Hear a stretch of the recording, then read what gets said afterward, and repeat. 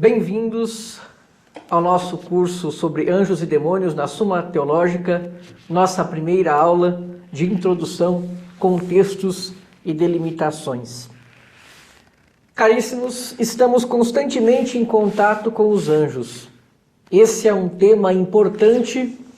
O que vemos nas nossas relações sociais, na vida, é uma luta entre os anjos que nós não vemos.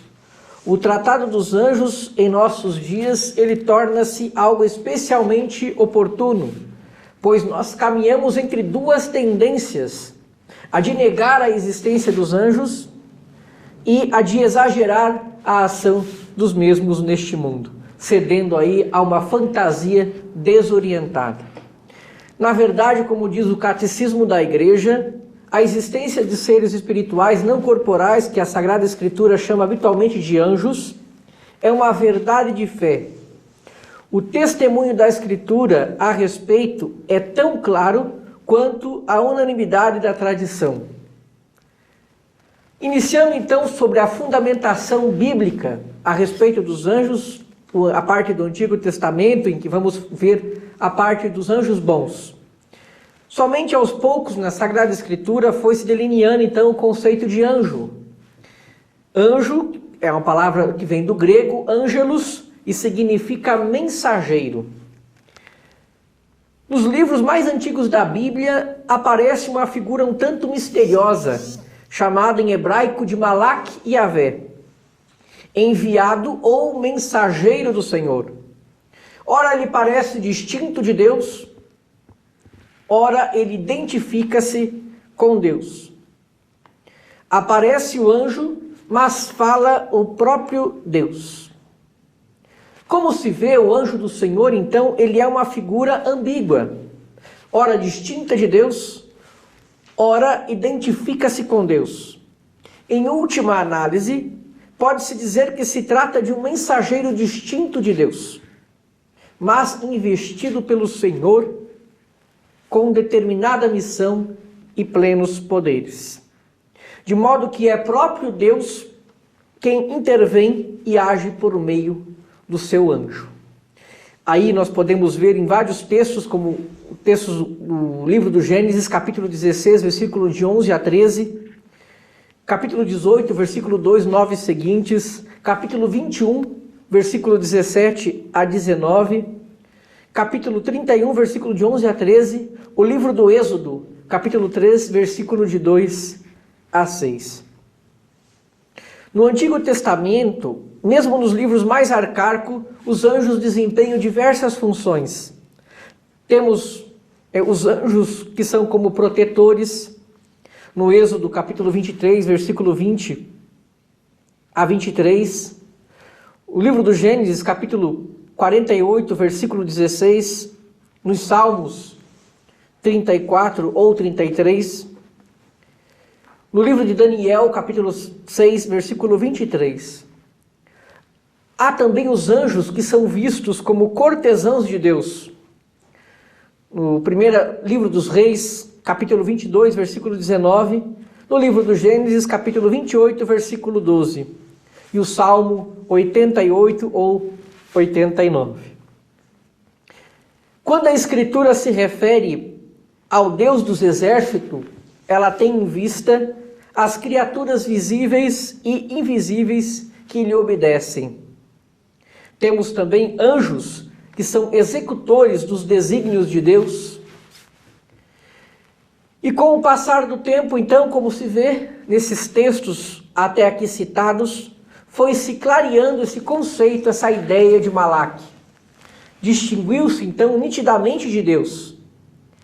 Assim, por exemplo, no primeiro livro dos Reis, capítulo 19, versículo de 5 a 11, aparece primeiramente o anjo do Senhor e a seguir o próprio Deus. O anjo realiza uma missão de preparação e serviço, ao passo que o Senhor se manifesta a Elias, como também se manifestou a Moisés. A tendência dos israelitas a distanciar Deus dos homens, então acentuando assim a transcendência do Eterno, levou-os a admitir vários emissários de Deus junto aos homens, o que contribuiu para desenvolver então essa angelologia na época da monarquia. O Senhor aparece em sua corte cercado de servidores, como nós vimos no primeiro livro dos Reis, capítulo 22, versículo 19. Os povos vizinhos de Israel tinham o rei, né, e a corte real. E como Deus também é rei dos céus, então isso na literatura foi transpassado como Deus e a sua corte celeste, e lá também apareceram então os anjos. O contato com a cultura persa e a greco-romana, após o exílio da Babilônia, trouxe novo desenvolvimento para o conceito de anjo. Talvez em contraste com religiões orientais e as mitologias, Israel tenha tomado mais profunda consciência de sua mensagem relativa então aos anjos. A antiga ameaça do politeísmo em Israel ia cedendo noção cada vez mais profunda da transcendência de Deus. É possível também que alguns autores tenham procurado celebrar a grandeza de Deus mencionando seus numerosos servidores. Todavia, o monoteísmo rígido de Israel deu aos anjos uma nota singular. O Senhor é o único a quem toca a iniciativa da obra. Ele realiza neste mundo um poder absoluto. Ele se serve de intermediários, mas estes se relacionam de modo diverso. Os anjos não são semideuses, mas são apenas criaturas de Deus. Assim aparece Rafael, Deus cura, que é enviado a guiar Tobias, Gabriel, o homem de Deus, que revela a Daniel os desígnios de Deus, e Miguel, quem é como Deus, apresentado como um grande príncipe da corte celeste e o anjo protetor de todos os povos. Os apócrifos ampliaram a noção da atividade dos anjos, atribuindo-lhes a regência dos astros, dos ventos, dos raios, dos trovões, das chuvas.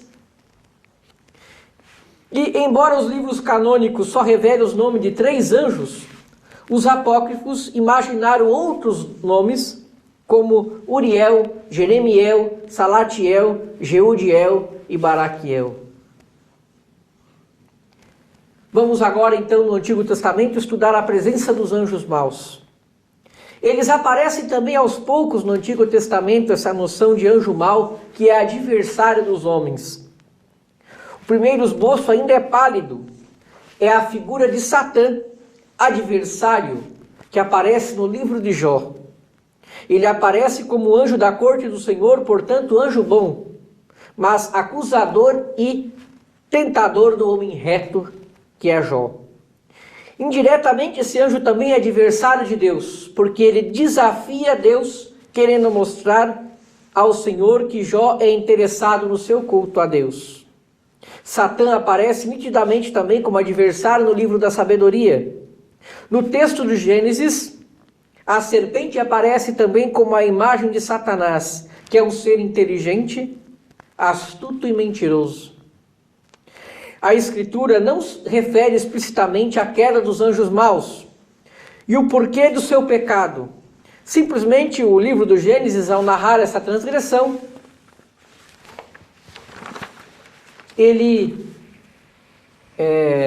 essa transgressão cometida por nossos primeiros os pais, então ele supõe um anjo tentador, que tenta. Olhando agora então o nosso Novo Testamento, nos escritos ainda é mais patente essa existência de anjos. De certo modo fazem às vezes cortesãos e arautos do reino de Deus trazido à terra por Jesus. O Evangelho também fala do exército celeste, os anjos que acompanham Jesus durante todo o transcorrer de sua vida na terra. Na história da igreja nascente, também aparecerão por ocasião da segunda vinda de Jesus. São espíritos servidores, muitas vezes aos anjos como ministros da liturgia, são enviados a serviço, e o Apocalipse refere-se muitas vezes aos anjos como ministros da liturgia celeste, oferecendo a Deus a oração dos justos. Miguel e seus anjos são defensores do povo de Deus. São Paulo também põe em relevo a subordinação dos anjos a Cristo. Os anjos mal também ocorrem frequentemente no Novo Testamento, com nomes diversos: Satanás, demônio, Beelzebul, Belial, tentador, inimigo, espírito impuro ou mau, grande dragão, antiga serpente, príncipe deste mundo. Em suma, a presença e a atividade dos anjos bons e maus estão a ponto de ser inseridas na história da salvação, especialmente na obra redentora de Cristo, que não se podem eliminar tais elementos sem desmantelar a mensagem bíblica. Olhando agora a nossa tradição apatrística, não é necessário enumerar muitos testemunhos patrísticos. É unânime entre os antigos escritores cristãos a crença na existência dos anjos bons e maus. Santo Agostinho não discute a existência dos anjos. Isso para ele era algo unânime. Ele trata de uma maneira conhecida em sua obra A Cidade de Deus e nos seus comentários aos Salmos. São João Crisóstomo ele escreve uma homilia sobre os serafins. São Gregório Magno também afirmou algo sobre os anjos no seu livro sobre a Muralha de Jó. E João Damasceno também faz uma referência aos anjos na sua exposição da fé católica. O nosso magistério da Igreja, já o Concílio de Nicéia I, professou em 325: creio em um só Deus, Pai Todo-Poderoso, Criador do céu e da terra, e de todas as coisas visíveis e invisíveis. E por essas coisas invisíveis, sempre se entenderam os seres espirituais, inclusive os anjos. A mesma verdade foi repetida no Concílio de Constantinopla em 381. O Concílio de Latrão declarou o diabo e os demais demônios como certamente por Deus criados bons em sua natureza, mas por si mesmos se tornaram maus. O Sínodo Regional de Constantinopla, em 543, tendo em vista os originistas, afirma que a punição dos demônios não tem fim e não se pode admitir a restauração ou a reintegração dos demônios na graça de Deus. O Concílio de Braga, em 561, determinou que se alguém diz que o diabo não foi primeiramente um anjo bom criado por Deus e que sua natureza não foi obra de Deus, mas ao contrário, diz que emergiu do caos e das trevas e que não tem autor, pois ele mesmo é o princípio e a substância do mal, seja anátema. E se alguém crê que o diabo fez no mundo algumas criaturas e que por própria autoridade continua produzindo os trovões, raios e secas, também seja anátema. O Concílio de Sens, na França, em 1140, rejeitou, entre outros erros, o de Pedro Abelardo, a tese de que o diabo sugestiona mediante determinadas pedras e ervas. Na profissão de fé, também proposta por Durando e seus companheiros, está inserido o artigo: cremos que o diabo se fez mal não por criação, mas por seu livre-arbítrio. O Concílio de Florença, em seu decreto, declara que a Igreja firmemente crê e professa e ensina que ninguém concebido de homem e mulher foi jamais libertado do domínio do diabo, a não ser pela fé em Jesus Cristo. O Concílio de Trento afirma no decreto sobre a justificação que os homens, em consequência do pecado, estavam sob o poder do diabo e da morte. Inocêncio XI também, ao condenar os erros de Miguel, afirmou diretamente que Deus não permite nem quer que o diabo violente de tal modo o homem que este não seja responsável por seus pecados. Leão XIII também condenou uma proposição de Rosmini, já que os demônios possuíam fruto e julgaram que se o homem comesse, eles também cometeriam. E Pio XII, na sua encíclica Humani Generis, em 1950, censura a atitude daqueles que perguntavam se os anjos são criaturas pessoais. O Concílio Vaticano II afirma que o Filho de Deus, por sua morte e ressurreição, nos livrou do poder de Satanás. O Pai enviou seu Filho a fim de ele arrancar os homens ao poder das trevas e de Satanás. E Paulo VI também, em várias ocasiões, referiu-se à existência e à criatividade maléfica do demônio e sobre sua realidade. Falamos também um pouco a respeito dos catecismos da nossa Igreja Católica, nos números 328 e 330, 391, 392, 393, 394 e 395, são os pontos que ele apresenta sobre essa doutrina de Satanás e sobre a doutrina dos anjos. Concluindo então esse percurso de textos do magistério da Igreja, vamos condensar então o seu conteúdo em 5 proposições. Primeiro, os documentos citados convergem em supor a existência dos anjos como seres reais ontologicamente bons, dotados de inteligência e vontade, capazes de agir no mundo. Este é um dado de fé, não podem ser entendidos como personificação mitológica do bem ou do mal no mundo. Segundo, os anjos dependem de Deus Criador, foram criados por Deus, por conseguinte foram criados bons. Se o diabo é mau, isso se deve ao fato de que pecou, afastando-se livremente de Deus, condenando-se a estar privado de Deus para sempre, pois os seres espirituais são imortais por sua própria natureza. Terceiro, por permissão de Deus, o diabo atua astuciosamente tentando levar o homem ao mal. Sem poder anular a liberdade humana, o homem, ao pecar, entrega-se à influência do maligno. Cristo nos resgatou do domínio do demônio. E quinto e último, o magistério da Igreja não se compromete com outras afirmações como aquelas atinentes ao tipo de pecado dos anjos maus, as modalidades de sua atuação no mundo, e se alguém deseja ultrapassar esses limites propostos pelo magistério, entra no mundo misterioso, do qual pouca coisa nós conhecemos.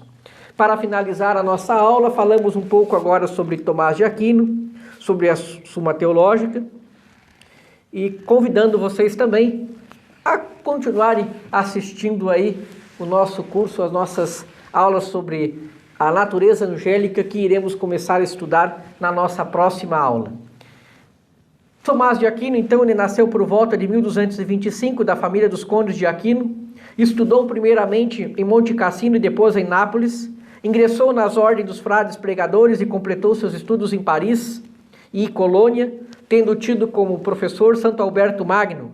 Ele escreveu muitas obras de grande erudição e foi professor, lecionou disciplinas filosóficas e teológicas, o que lhe valeu uma grande reputação. Morreu em 7 de março de 1274 em Terracina e sua memória é celebrada a 28 de janeiro, data em que seu corpo foi trasladado para Toulouse, em 1369. Sua obra mais famosa é a Suma Teológica. E a Suma Teológica se faz segundo o método da questão disputada, um método escolástico que começa com Pedro Abelardo e culmina em Santo Tomás de Aquino.